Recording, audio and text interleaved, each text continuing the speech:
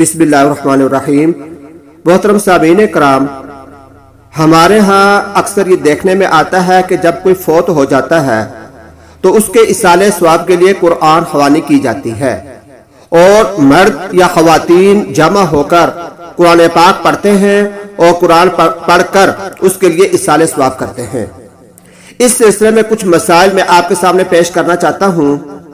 پہلا مسئلہ یہ ہے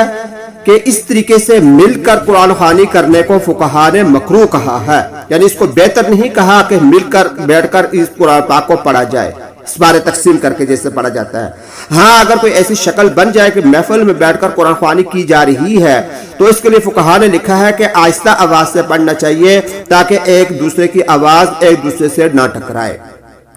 اس میں دوسرا مسئلہ یہ ہے کہ آدمی نے جو کچھ بھی پڑھا ہے، قرآن پاک کا جتنا حصہ بھی پڑھا ہے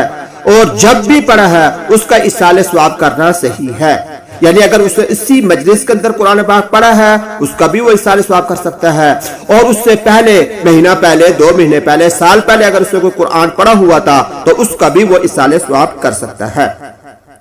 تیسری بات یہ ہے کہ اصالہ ثواب کرنے کے لیے پورا قرآن پاک پڑھنا یا پڑھانا ضروری نہیں ہے کہ قرآن پورا ہوگا تو اصالہ ثواب ہوگا، یہ ضروری بات نہیں ہے۔ قرآن پاک کا جتنا بھی حصہ پڑھا جائے، 1 سپارہ ہو، 2 سپارے ہو، سورت ہو، رکوع ہو، تو اس کا اصالہ ثواب کرنا صحیح ہے اور اس سے اصالہ ثواب ہو جاتا ہے۔